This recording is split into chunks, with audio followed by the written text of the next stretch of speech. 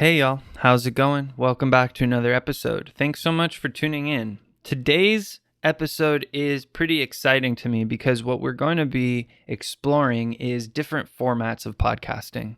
So, my show has been pretty much solo episodes and interviews, but there's another style of podcasting that I personally love listening to, which is more of an editorial style, meaning it's piecing together different audio snippets. It's way more intensive in the editing process, but it can really create a narrative and a story for your listeners. And so, some of you may not know, I was in a duo called Bassline Drift, and it was a really fun project. I was in it for 5 years with my music partner, Sink, aka Rachel Lindsay. And she's a wonderful content creator, songwriter, singer, actress, just a great human being. And we had a blast. We got to tour around the country, open for our heroes, score a Robin Wright short film. Our music's in Netflix shows, Sci-Fi Channel shows. Really was an extraordinary experience. And when we released our last album, we sat down and created a mini podcast deconstructing some of our favorite songs that we wrote, which means we went through layer by layer and talked about the songwriting process. We talked about how we chose sounds. We talked about the meaning of the song itself.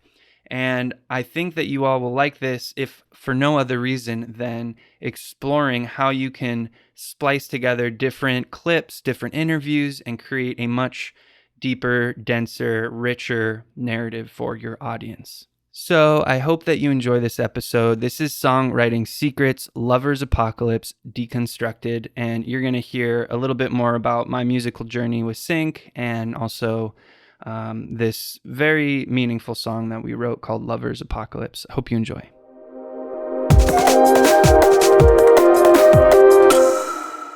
Listen in as we deconstruct our song Lover's Apocalypse layer by layer and go behind the story of how it was written.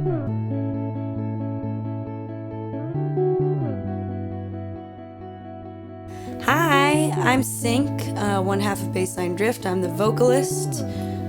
My name is Kaylee Marks. I'm the other half. I produce the beats and the music behind a lot of our songs. Yeah, and we really co-write everything together. It's a group effort with composing and writing, so we're a great team. We are a great team. Actually, it's kind of rare to be able to co-write words with someone. I feel like it's a really vulnerable thing, and working with you has always been really easy in that regard. And neither of us are egotistical in holding on to our ideas. I was just about to say, there's no ego there, and it's lovely. It's really nice. So really this song began while I was in a relationship in the beginning stages, and I was feeling a lot of love at that time, and so I sat down to write this riff.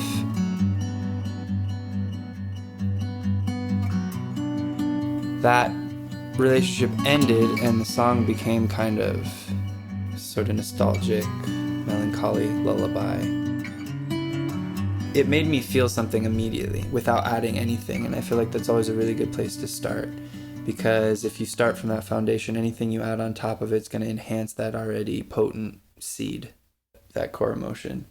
So after that, my dad used to tell me about Johnny Cash and his production technique of adding a piano bass note as this way to give like just this gravity and seriousness to any production. So you just play one piano bass note, and then I wanted to kind of reinforce the backbeat a little bit and create this little pull and push and pull between the guitar and the piano.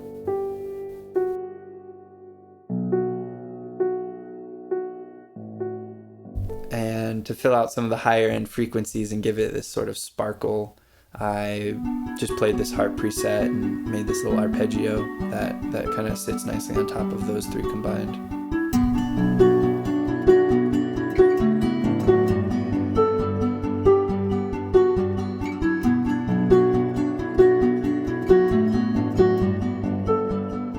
My favorite part about electronic music is the drop.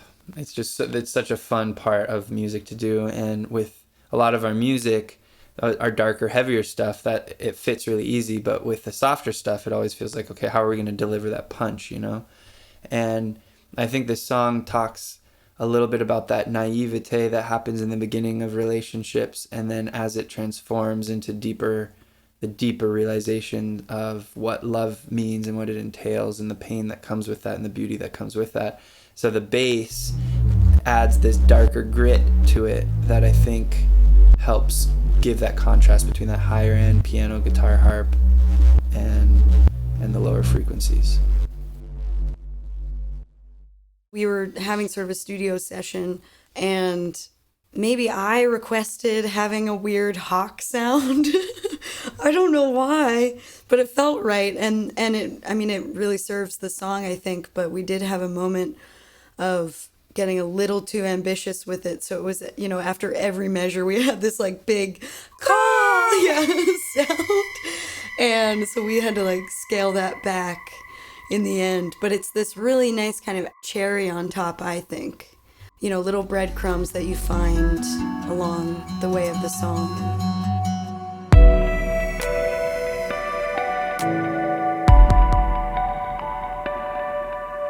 So I got a lot of inspiration from Taku on this beat, and I wanted it to be really sensual and intimate, and so using breath is like a really effective way to create that mood. And I wanted to keep it still spacious, not too aggressive, and just something that would help give a floor to the whole piece and move it along. And so those breaths are part my breaths and part yours that we had recorded at some other session, some other time. And you gotta love claps. Always love claps. We're big fans of claps.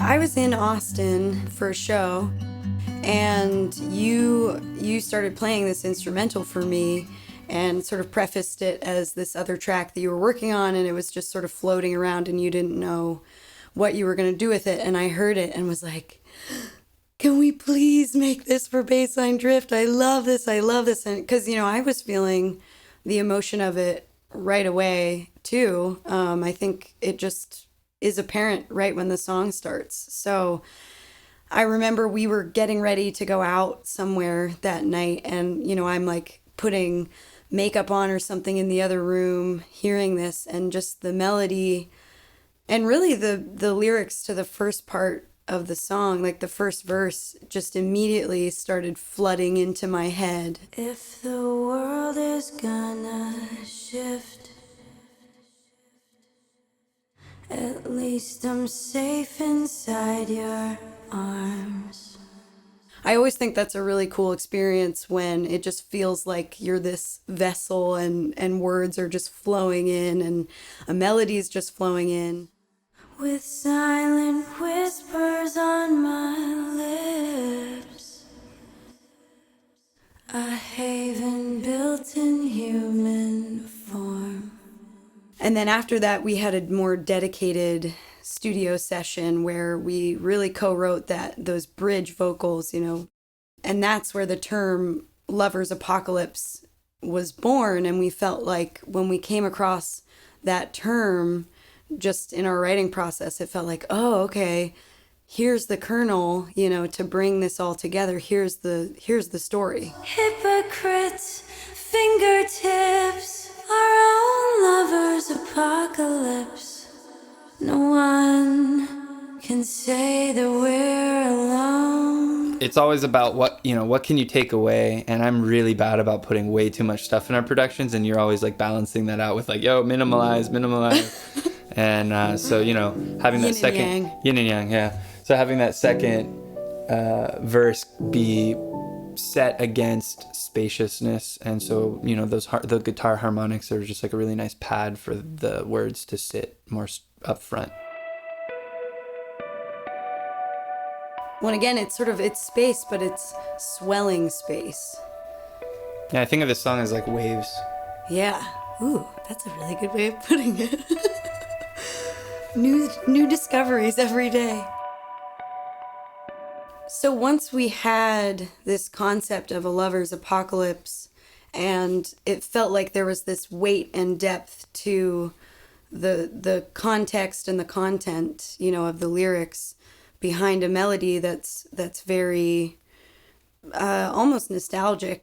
I was back in New York. We were still kind of working on this song, and the second verse lyrics started coming to me. And I was honestly using my grandparents as inspiration, because my granddaddy passed away, and just 3 months later, my grandma passed away, and it felt like, just one of those really monumental moments of these people who love each other so much and they feel so connected that, they're, despite death, they're sort of intertwined. And so those lyrics, about finding someone in the empty space, and what if the world takes you away, is really just talking about that concept of losing your loved one, and are you apart, or are you still connected in some way?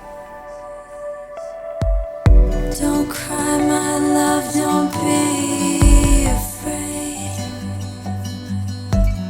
You'll find me in the end. The song sat in a sort of stagnant form for a long time. Didn't really know how to finish it. It felt a little repetitive. We just had the verse and the drop and the verse and the drop. And I wanted to add some color to the end, so I just overlaid electric guitar, duplicating the riff, which always gives it some different tonal characteristics that are nice.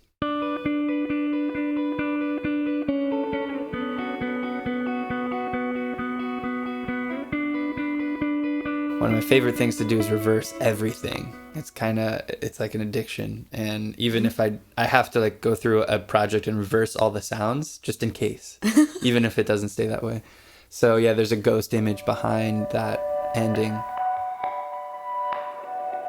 And I remember a different melody kind of popped out in my head. So I quickly, like I usually do, sent you an off-key voice memo of it probably.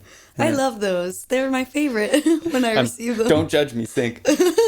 and yeah, so I recorded that part down, sent it to you, and that gave the end a little bit of a distinction. Yeah, and I think also just adding this male voice kind of creates it just finishes the partnership too.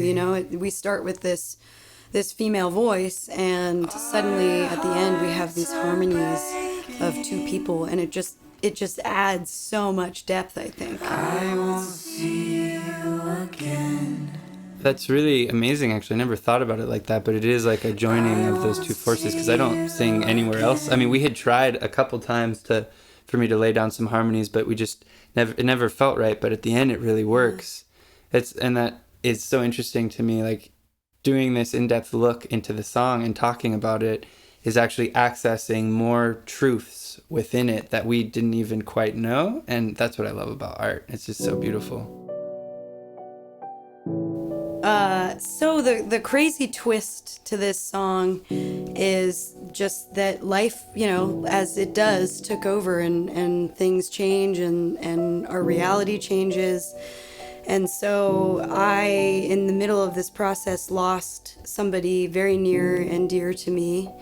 And it really kind of blocked me from being creative for a long time. And there was a good 6 months, I think, where we were almost done finishing this album, but I didn't have the emotional capacity, I didn't have the energy. It felt really hard to create. And finally, Kaylee came to New York. We were playing a festival.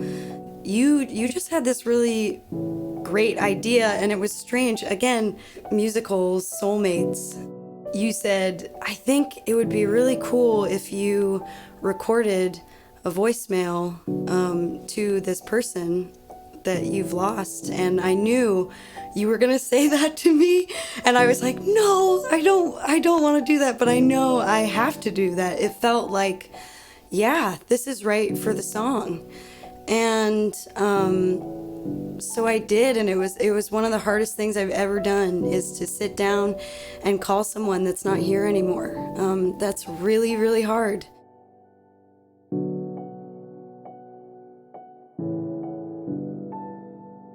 It was like an amazing honor, and I took it really seriously to get to work with such potent content. Like I felt bad even asking, but we have that kind of friendship where I can at least throw the idea at you. Right. And I was really like happy that you were down to do it. And when you sent it over, it was like really intense, chopping up the voicemails and deciding where to put them in the song. And it gave the story this immediate like goosebump factor. And I mean, it's real. It's not just a song anymore. It turned it into something that I think is art. And that was a gift from you to the song. And just the whole process was just like so long, and so many evolutions and changes in it. And for it to finally find this home in your process was really beautiful. Hi, little one. I think the really difficult thing about making art is especially when it's your personal life coming into play, is that you're trying to make this infinite feeling feel finite, or you're turning it into this finite piece. And so the voicemail was really difficult. Just recording the voicemail was hard, but then feeling like this is a non-stop, infinite, just multi-layered feeling of mine that I'm turning into a two-dimensional soundscape of some sort. It's tricky. It makes you feel, or at least it made me feel weird, and I still can't really describe how, but I think it was so important to the song, and I'm really glad it's in there. Through doing the voicemail recording and putting in the song, we realized when I came up and visited you that there was this whole space that could be created before the last drop. And I wanted to strip everything down, and my favorite part of recording is the layered loop. And so we found this riff that by accident, while we were rehearsing for our show, found this other part, and it's this almost like innocent, hopeful side. All of a sudden it like shifts the mood of the song. It gets a little like happier.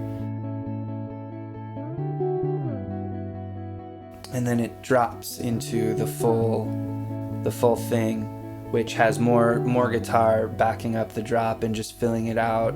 And we layered those choir vocals, those oohs, to give it that sort of angelic and more soulful sound.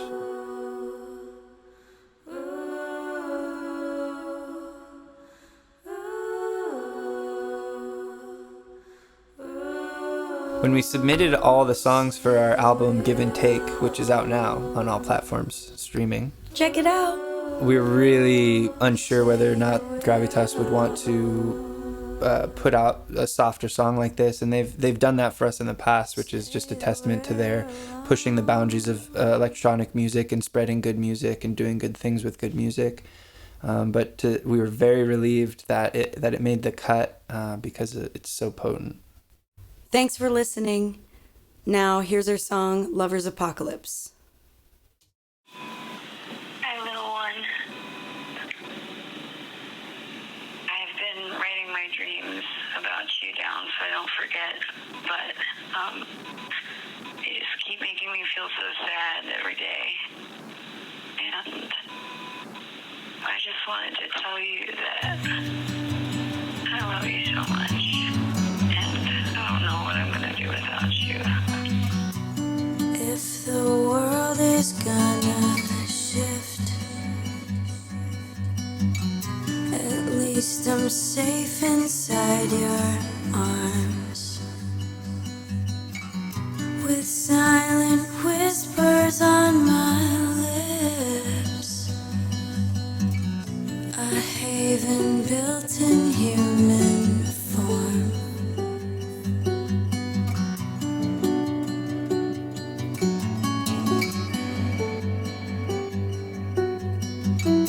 Together, but we're still alone, forever restless in our souls. Hypocrites, fingertips, our own lover's apocalypse. No one can say that we're alone.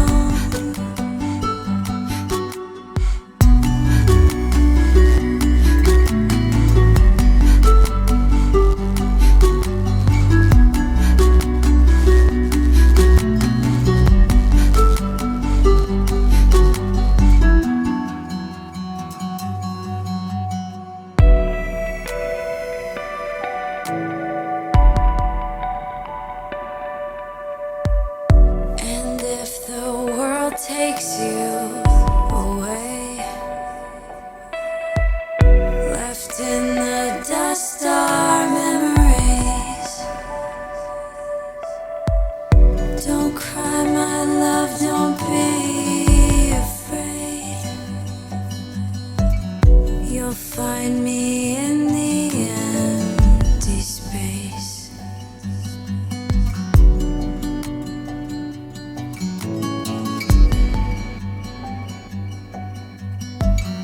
Together, but we're still alone.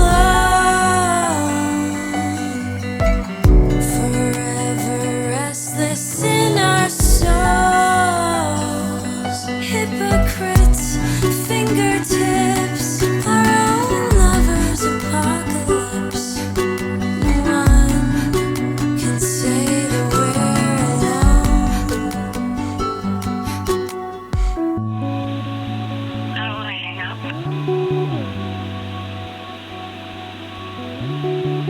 And I guess I'll never want to hang up, and I'll never run out of things to say to you. And that's the beauty of it, is that I don't have to run out of things to say to you.